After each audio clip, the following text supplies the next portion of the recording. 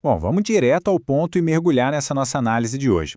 A gente vai explorar um caso literal de true crime lá do século XVIII, que transformou uma emboscada bem local numa gigantesca missão internacional de vingança. A história do Brasil colônia é quase sempre pintada com aquelas grandes batalhas navais, né?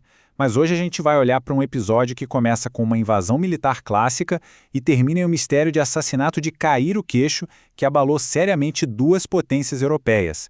Estamos falando da invasão do corsário francês Jean-François Duclerc ao Rio de Janeiro e do destino no mínimo sombrio que aguardava ele.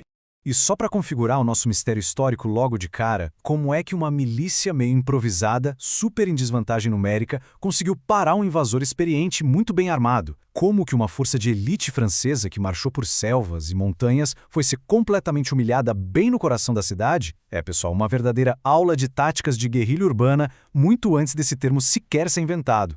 Então, ato 1. A Marcha Audaciosa. O ano é 1710. O corsário francês Jean-François Duclerc chega na costa do Rio de Janeiro comandando 5 navios e cerca de 1.000 homens. Depois de tomar um belo não da fortaleza de Santa Cruz logo na entrada da Bahia, ele faz o quê? Ele não desiste, claro. Ele toma uma atitude totalmente imprevisível.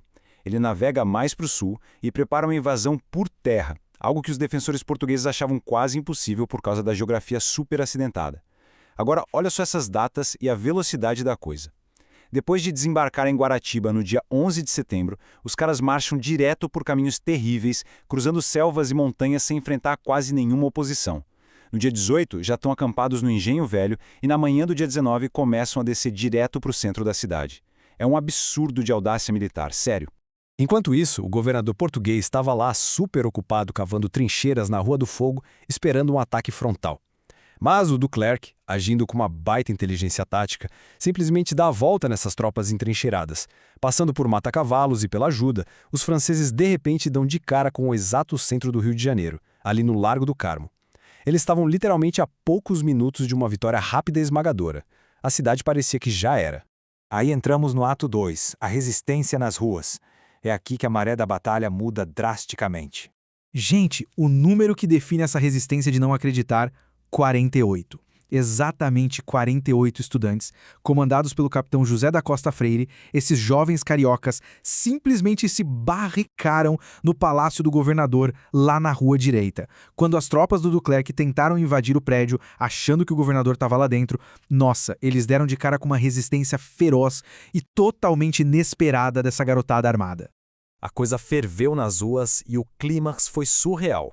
Os estudantes começaram a atirar das janelas do palácio e das esquinas e causaram um estrago tão grande que os franceses tiveram que abortar o ataque. Quando os reforços portugueses finalmente chegaram das trincheiras, o combate virou um caos total. Oficiais portugueses de alta patente tombaram, é verdade, mas os franceses foram engolidos pelas táticas de guerrilha. Sem ter para onde correr, eles recuaram e se esconderam no armazém ali na costa, o Trapiche. Cercados e sem saída, eles se renderam com uma única condição: saírem de lá com vida. Ato 3. O assassinato na prisão. É agora que o tom da nossa história sai da glória militar e vira um sombrio mistério de quarto trancado. Lá para março de 1711, as coisas ficam bem obscuras. No começo, o Duclerc ficou detido com os jesuítas, mas o cara reclamava o tempo todo que não tinha vocação para monge. Bom, essa exigência por conforto provou ser um erro fatal. A pedido dele mesmo, ele foi transferido para uma residência privada, a casa de um ajudante de tenente. E foi exatamente lá, ao cair da noite do dia 18 de março, que o Duclerc encontrou um destino arrepiante, que ia mudar a história da colônia para sempre. Mas quem eram os embuçados? Basicamente, homens mascarados. Esses caras passaram sorrateiramente por 10 soldados armados que faziam a guarda da casa. Eles invadiram o quarto e assassinaram o corsário enquanto ele dormia. E depois, evaporaram na escuridão. Até hoje é um crime sem solução. Fica a pergunta no ar: quem mandou matar o cara? Por qual motivo? A guarda foi subornada ou foi só incompetência mesmo? Pensa na confusão que isso deu. Esse evento nas sombras gerou uma crise diplomática colossal. O governador português jurou de pé juntos que a justiça procurou os culpados por todo lado, mas não achou ninguém. Já a corte francesa, bom, eles ficaram indignados, né? E com toda razão, desconfiaram de cumplicidade das autoridades locais. Afinal, como é que um bando de assassinos mascarados passa por uma guarda militar armada sem ninguém ver nada? A França exigiu justiça imediata e uma nota preta em reparações financeiras. O que nos leva ao ato 4, a grande vingança francesa. Quebrar a regra de ouro da Guerra nas Sombras teria um preço altíssimo.